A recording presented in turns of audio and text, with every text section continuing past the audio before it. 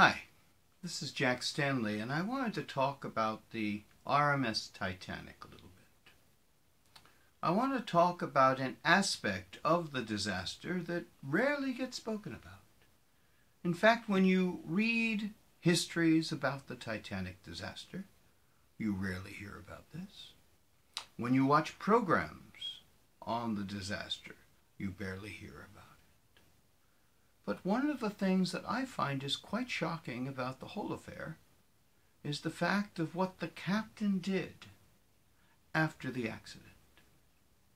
Now let's take a look at the situation. Of course, the Titanic, which is modeled here, the model is actually the Olympic, but it'll serve its purpose because they're almost identical, save for certain facts. But we can all agree on the fact that the Titanic had an encounter with an iceberg at approximately 11:40 p.m. on the night of April the 14th, 1912. We have no problem with that. Murdoch was on the bridge. According to Lightoller, he saw the iceberg practically at the same time. They tried to swing the ship away. They didn't put it in reverse. That's an impossibility because if you take a ship, very important fact that we don't mention, if you take a ship and you put it in reverse, as I mentioned before, I did a video 2 years ago on YouTube talking about the fallacies of the Titanic disaster, and one of the things I mentioned was the fact that you can't put the ship in reverse like this. First off, the back end of the ship will bounce up and down like crazy when you try to reverse it like that. It's a very, very dangerous maneuver. And in the short amount of time that they had, it was pretty much an impossibility. So they put it on stop. We pretty well know that, according to the records and at the various inquiries. The other thing that's very important that never gets mentioned, except for a few instances, was the fact that after the ship stopped, after the accident, which is a normal thing to do when you have an accident, be it a car, be it a ship, be it a plane, whatever it is, you don't continue driving it until you figure out what the problem is. And then you assess the situation.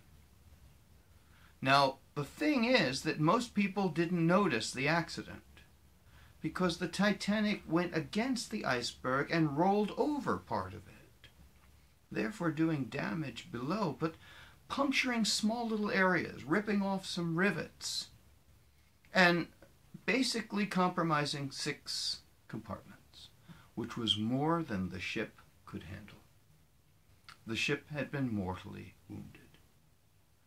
But the fact is, the damage that had been done was bad. It wasn't a large amount of space, but the fact is it covered a large amount of space. Now the thing is, when the ship stopped, that's what got everyone all upset. Everyone noticed it. Their mattresses stopped jiggling. Their hangers stopped jiggling. All the stuff that shows life in a ship, it stopped. And Lawrence Beasley, who was on his first sea voyage, was very observant of every little thing that he saw. And the thing that I found most fascinating about what he said was that shortly after the ship stopped, the ship started again. Now, when do you hear this? You never do.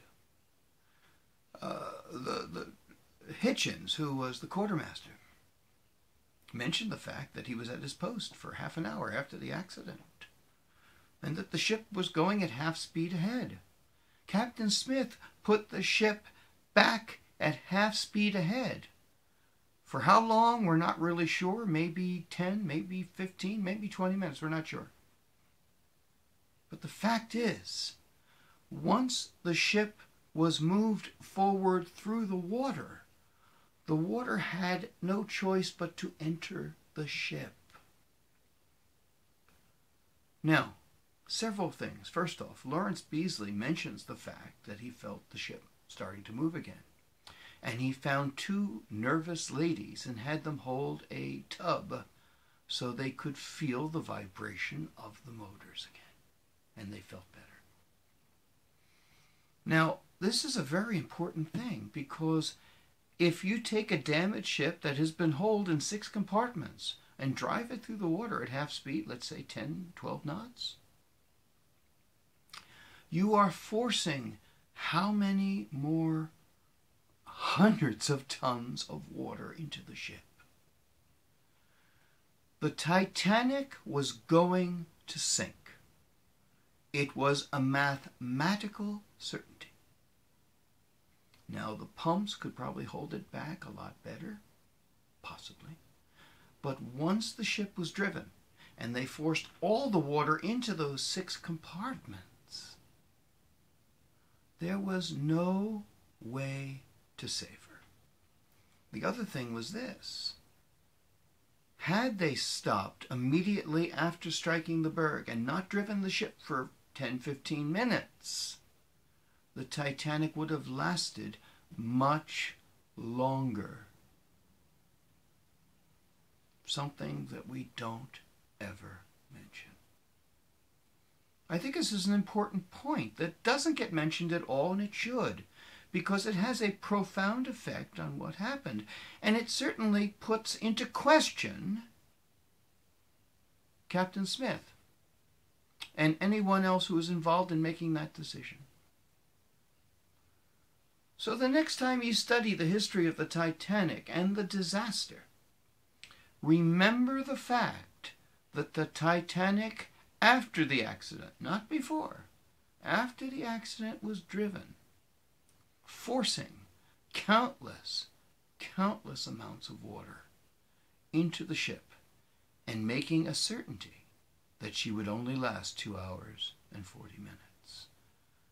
Had they not done that, how long would she have lasted? With the pumps working, she might have lasted maybe 3.5 hours. Who knows? But the fact is, there was a certain problem with the individual in charge of the ship that night. And it is very much apparent in the fact that they drove the ship through the water.